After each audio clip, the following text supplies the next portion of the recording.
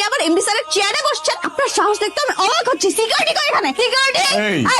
এটা ভদ্রলোকের office. MD স্যারের চেয়ারে এমডি স্যারই বসা আছে। বাবা যে কি দেখে আপনাদেরকে চাকরি দিয়েছে বাবাই জানে। সরি স্যার, অ্যাকচুয়ালি আমার একটু মিস্টেক হয়ে গেছে। একটু না, অনেক বড় মিস্টেক হয়ে গেছে। আপনাকে অ্যাপয়েন্ট করা আমার বাবার অনেক বড় মিস্টেক হয়ে গেছে। আপনার জন্য কোম্পানিতে গত 6 মাসে 8 লক্ষ টাকা লস হয়েছে। শুধু সাজগোজ করে অফিসে আসলে হবে? অফিসে এসে তো কাজটা করতে হবে, তাও মনোযোগ দিয়ে। এটা তো অফিস, এটা তো র্যাম্প শো না।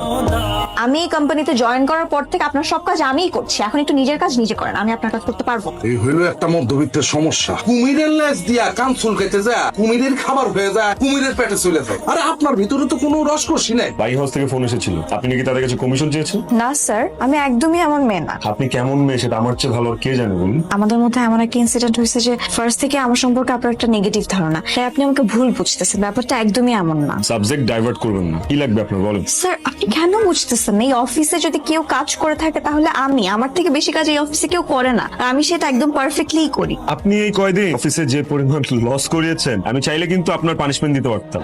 এখানে আপনার আগামী 2 মাসের স্যালারি অ্যাডভান্স দেওয়া আছে। অন্য কোথাও জব দেখে সেখানে জয়েন করুন। You are fired.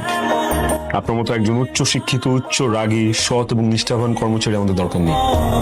আপনার মতো অর্ধ শিক্ষিত বসের আন্ডারে জব আমিও করতে চাই। আপনার টাকা আপনি আপনার কাছে। আবির, তোর সঙ্গে আমার কথা আছে। বাবা, আমি না অনেক টায়ার্ড। ফ্রেশ ট্রেশ হয়ে পরে কথা বলবো। আবির, তোকে আমি বসতে বলেছি, বস। মিথিলার অপরাধ কি ছিল? ওকে তুই চাকরিচ্যুত করেছিস কেন?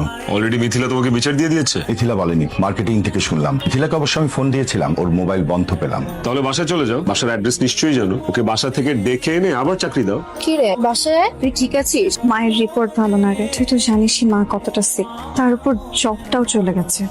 থ্যাংক ইউ দোস্ত। চেহারার অবস্থা কি বলবো বল। বায়াররা আমাকে 3 মাস আগে মেইল করেছে। ওখানে ওদের সব রিকোয়ারমেন্টস, শর্ত, যাবতীয় সবকিছু লেখা আছে। এই জিনিসটা মিস্টার জব্বার আমার থেকে এতদিন লুকিয়ে রেখেছিল, আর এইটাই মিথিলা আমাকে বারবার দেখাতে চেয়েছিল, বাট আমি দেখতে চাইনি। জব্বার মি একটা ফ্রড। Mithila was right. বলছিলাম না কোথাও একটা ভুল করতেছিস।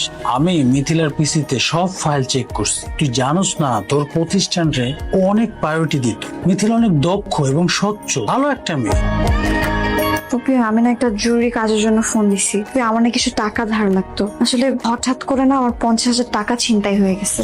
কাকে ফোন করেছি? ভাকালা মা, তুমি ঠিক আছো? তোমার ভালো লাগছে এখন? আমি ঠিক আছি। তুই তোর চাচা, মামা, খালা, খালু, আত্মীয় স্বজন, বন্ধু বান্ধব সবার কাছে টাকা ধার চাচ্ছিস কেন মা? আমি জানি তো বিপদের সময় তোকে কেউ টাকা ধার দিবে না। বিপদের সময় এমন ভাব করবে যেন তোর চাইতে তাদেরই টাকা দরকার বেশি। তুই নিজেকে কেন এত ছোট করছিস সবার কাছে টাকা চেয়ে?